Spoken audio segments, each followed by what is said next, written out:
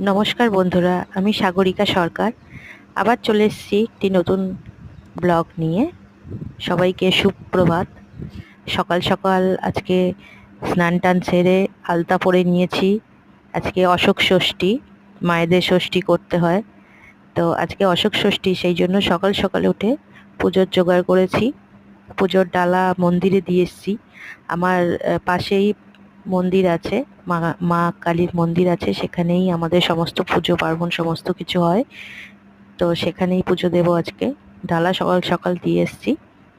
এখন ফুল, মোমবাতি, ধূপ সমস্ত কিছু নিয়ে আমি মন্দিরের পথে যাব।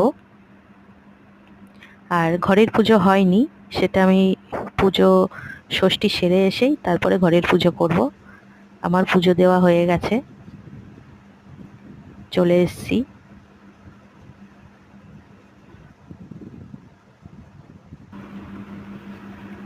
পুজো দেওয়া হয়ে গেছে, চলে এসেছি ডালা নিয়ে।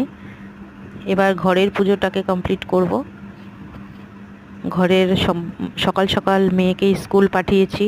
মেয়ের টিফিন টিফিন রেডি করে দিয়ে তো সারা ঘর আগোছালো হয়ে আছে।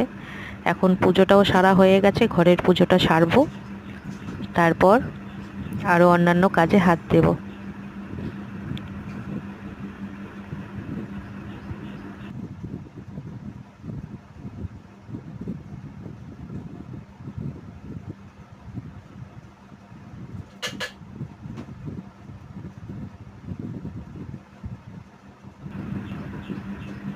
পুজোটাও এমন সময়, ঠিক মেয়ের স্কুল টাইমটা, মেয়েকেও 8টার মধ্যে রেডি করতে হবে।